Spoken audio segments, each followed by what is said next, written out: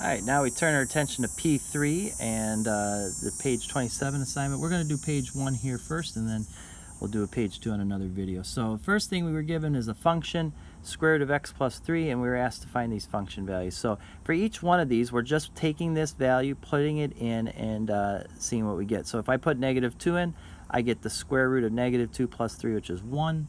Square root of 1 is 1. If you were tempted to put positive or -1 in here, that's only in a case, we only do that if we have something like x squared equals 1, and then we take the square root. In a case like that, then we might say x could equal positive or -1. But all on its own, the square root of 1 is just 1. All right, so this doesn't apply to here. Same thing on this one. If I put 6 in, I get square root of 6 plus 3, which is 9. The square root of 9 by itself is always 3, never positive or negative. If I were to put -5 in, I get the square root of -2. And you might have flashbacks of Algebra 2 and Pre-Calc where you would have pulled that -1 out, making an I unit.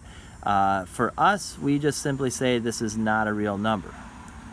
It's an imaginary number, and it's not, because it's not a real number, we're not really interested in it. For calculus, we're only going to deal with real numbers. All right, and then for this one, you're like, well, what the heck is this? Well, again, we're just going to take whatever's in here and put it in that x spot. So instead of square root of x plus 3, we're going to do square root of x plus delta x plus 3. And some of you might remember this.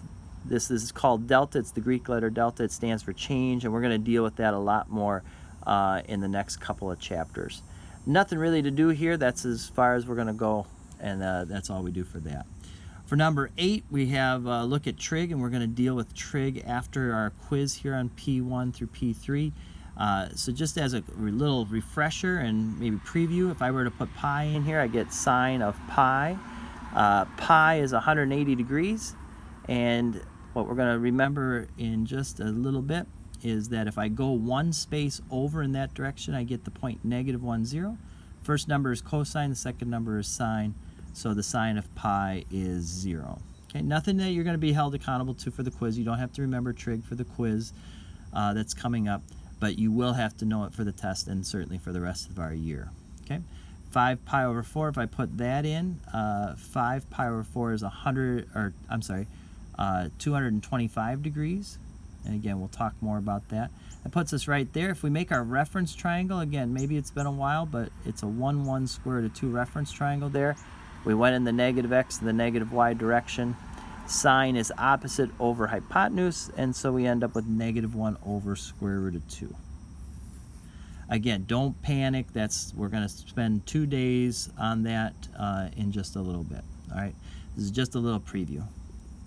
If I put 2 pi over 3 in, again, that's going to give me 120 degrees, just right there. That's a reference angle of 60. So this is 1, 2, square root of 3. Negative there, sine is opposite over hypotenuse, so I get square root of 3 over 2. All right, so again, the actual physically putting it in, that should have been okay. Working these trig things out has been a while probably, and so don't panic if you couldn't remember a lot of that. We're going to deal with that in a couple days. On this one, we've got a function, and then we were asked to do this, and this is maybe felt a little unusual. First thing it says is f of x, and you're like, what would I do with that? Well, you actually just put this in for f of x, so it's going to be x cubed minus x. That is what f of x is, so we put that in its place, minus f of 1. So I put 1 in here. 1 cubed is 1, minus 1 is 0. So I get x cubed minus x minus 0, so I can actually just get rid of that. All right. And then on the bottom, I've got x minus 1. And if you left it like that, I mean, you did this part. We want to try to simplify this. So up top, I'm going to pull an x out. And then I can break that into x plus 1, x minus 1. So I factored out an x, and then I did difference of squares here, and that allows me then to cancel this x minus 1. I end up with x times x plus 1. So again, there's a little bit of understanding, what do I do with this f of x? If you put that in, that's good. If you were able to get to here, that's good. Getting all the way to here is really, really good. But that's how we do it. It's just by a little factoring and stuff. All right, then we had problems that asked us for domain and range. Now, domain is a list of all the values that you're allowed to put in for x in your function. I like to answer the opposite question. What are the values I can't use? So looking at this function, what am I not allowed to use for x? And there really isn't anything that you can think of. There's no real number that you're not allowed to square and then subtract 5 from afterwards. So our domain would be all real numbers. Everything is legal and allowed for this problem. Okay. Our range then is what are all the possible answers? What are all the possible values the function could equal after you've thrown some x values in? And to answer that, it might be easier for you to kind of visualize what that looks like. This is a quadratic graph. So if I were to kind of graph it here, it's going to make a U shape, and its y-intercept is -5. So if I go down to -5 and make that U shape there, okay? Now you can see that all these y values are possible, right? Everything except for anything under -5. The y can't equal -10. The function doesn't get down there, right? So this function wouldn't be able to equal -10 or -20 or negative anything. So our range, what can y equal? Y can be anything greater than or equal to -5. Okay, and if we want to put that into a interval notation, then it's -5 to infinity, and that's probably how you would see it more commonly. Okay, same thing with the all real numbers. If you wanted to, you could do -infinity to infinity, and that would be fine too.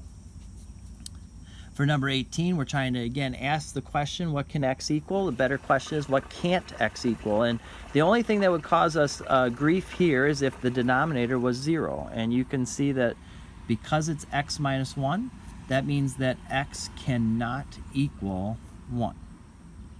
And when we write it like that, that implies that it can equal anything else. It can equal any number except it can't equal 1. If you were to put that in interval notation, it's a little more cumbersome, but it looks like this. We can go from -infinity up to 1, but don't include it, and from 1 to infinity, but again, don't include it. So that's an interval way of expressing the same thing. This is a little bit easier though, right? Now, as far as the range goes, again, it might be easier for you to visualize or actually graph it or put it on your calculator. And if you were looking at a graph of this, what you would see is something along this line here with what we call an asymptote at 1. We'll talk more about that next chapter. But you'll see that every y value is possible with the exception of 0. Y cannot equal 0 for this problem. And that's easy to see. What would you even put in for x to make it 0, right? There's nothing that can make 2 equal 0. So that's our range. Y cannot equal 0. And if you wanted to express that interval, it's the same thing here, just with 0 instead. And then for 23, we were just asked about the domain, not the range, which is good because that gets a little crazy. But as far as our domain goes, we're asking what can x not equal? And the only thing that would cause us a problem is if this denominator was 0, and that's only going to occur if x is -3. So that's the only thing that x cannot equal. Right? And so that would be our domain, x is not equal to -3. Then we get a piecewise function here on 27, and we're asked to find these values. And what's important is that you identify which piece of the piecewise would you deal with. So if I deal with -3, that's when x is less than 1. So I'm going to use the top equation, top part, not the bottom part. Put -3 in. The absolute value of -3 is 3. 3 plus 1 is 4. 1 is equal to 1, so we're going to use the bottom part. So if I put that there, -1 plus 1 is 0. 3, if I think about that, that's greater than 1, so I'm going to put that in. -3 plus 1 is -2. And then you get this one. You might say, well, how the heck am I supposed to know which one this is? Well, we know that b squared, no matter what b is going to be 0 or greater, right? It can't be negative because you're squaring it. And if you add 1 to that, then it's got to be something 1 or greater. And if it's going to be 1 or greater, that means it has to be this bottom equation, not the top. There's no way b squared plus 1 can be something less than 1. So we're going to put that right in there, and we're going to get -b squared plus 1 plus 1. And that's fine. Or if you want to distribute this, it would be a -b squared, and then you'd have -1 plus 1, which would 0 out. And so you'd end up with just this right here. So those would be our, again, how we piecewise, you got to decide first which one am I dealing with, and then use the appropriate one there. Okay. And then 33 wanted us to do a domain and a range for this, and we did this one the other day. Again, we said if we put 0 in for x, we're going to be up here at 3. If I were to put -3 into this function or +3 into this function, I get 0, and I get kind of a graph that looks like this out of it. So as far as the domain goes, the domain is anything from -3 to 3. I can't be less than -3, I can't be greater than 3, something between -3 and 3. And you look at here in our range, anything from that below 3 all the way to 0. Anything in this part is fine, but I can't be anything negative, I can't be anything greater than 3. So my range is from 0 to 3. So taking an old graph and kind of applying the domain and range to that gives us something like that. All right, we'll do page 2 next.